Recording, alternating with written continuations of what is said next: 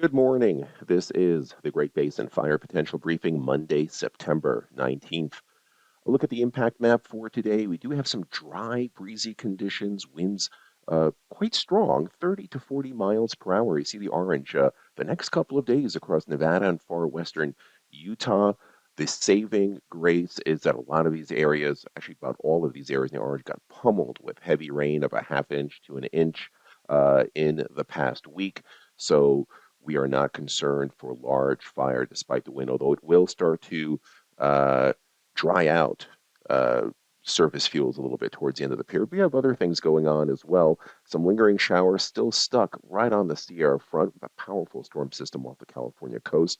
Some monsoonal moisture pushing into eastern Utah Tuesday and Wednesday. And then Wednesday, you see this other solid area of green. This is the leading edge of that California storm when it finally starts moving inland into the Pacific Northwest and into our northern and western areas by the middle of the week. So, again, a lot of things to look at. One thing we're not looking much at is smoke. A lot of rain, over an inch, fell on the mosquito fire in the Tahoe National Forest in Northern California. That was our main smoke producer. So, with increasing winds and minimal new smoke production, things are looking quite good. Had some light precipitation up in the mountains of central Idaho. The last 24 hours, these greens indicate a couple of hundredths of an inch, maybe a few pockets near a tenth of an inch. There was some lightning there, but it was wet. It was with high humidity. We also did have some of that California moisture spill over into the northern Sierra PSA, the northern Sierra front, into parts of our northwestern Nevada, a couple of hundredths near a tenth of an inch in a few spots. Also, some heavier precipitation right in our southern Sierra front. So the Sierra front looking much better with some of that precipitation, higher humidity. We did have one start, small one there, but otherwise humidity should be on the increase, and an initial attack was pretty light.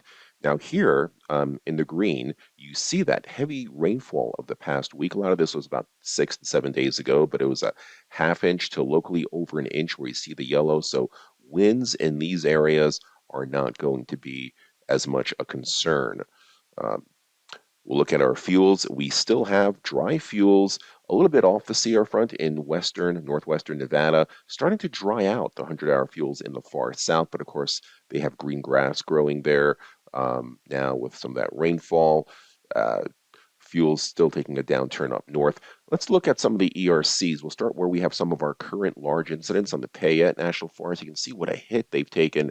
Not any heavy rain events, but light to locally moderate rains have occurred probably about 6 out of the last 10 days. You can see across the Payette, the Salmon Chalice, where they were at record levels about 10 days ago, they are now below their late September normals. The Sierra Front, where we were kind of concerned about the winds yesterday, well, they took a bit of a hit with some higher humidity and precipitation. They are also below their late September normal. So things are looking good. There is that powerful storm system pushing up tons of moisture into California, southern Oregon.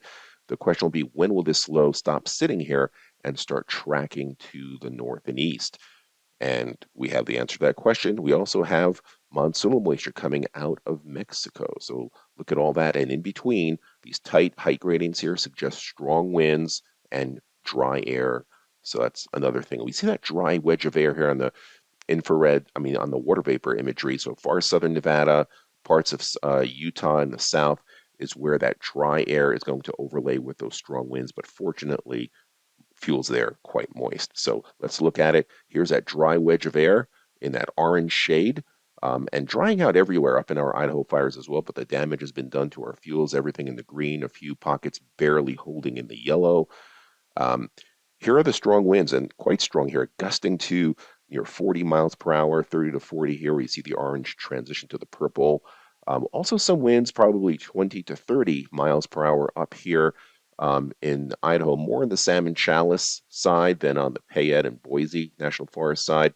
But this will be a good test for some of those fires that have been seeing high humidity. Humidity today quite dry, 10 to 15% in this orange area. Up in Idaho, closer to the low to mid 20s.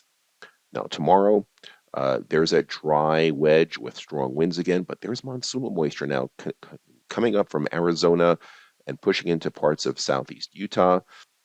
So we'll see that here. The humidity is rising up. These winds still quite strong, so this will dry out the surface fuels quite a bit with that low humidity. But again, fuels there are moist. We don't even have a fine fuel crop there. That's that of great coverage.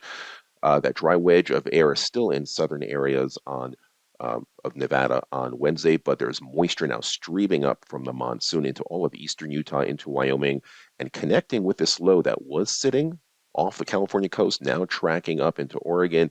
And this green and dark green indicates steady precipitation starting to come into our mountains of Idaho. So everything's all greened out. The humidity rising up in Idaho, rising in northwest Nevada, high everywhere else except in the desert areas of south central Nevada, along with those winds. 3-day precipitation totals, you can see moderate to locally heavy rains with a monsoon in southern and eastern Idaho and the Arizona Strip. Um, Moderate precipitation, a quarter inch to a tenth of an inch, spilling over the Sierra Crest into northwest Nevada. And you can see the leading edge here, quarter to local pockets of a half inch, with that rain starting to move into our Idaho mountains. And on Thursday, that slow moving storm system still pummeling uh, parts of the central mountains of Idaho. Spotty precipitation in the valleys, but up in the mountains, they'll get a good dose. And also snow levels up there dropping down to about 6,000 to 6,500 feet. So the upper half of the slopes there could see 2 to 4 inches of snow. Uh, Locking in some of that rain moisture through there. Afterwards, still a brush of moisture skimming our far northern parts of our forests in Idaho on Friday, otherwise drier air working in, and summer tries to make a quick comeback on Saturday and Sunday. High pressure building in. It's actually going to get hot in a good portion of the Great Basin, maybe even near record heat in a lot of areas. But keep in mind, records for the fourth week of September are not July or August levels, but definitely something to watch. Precipitation, and this is really key where we have our large fires, a half inch to locally an inch of rainfall, some that could finish off as snow.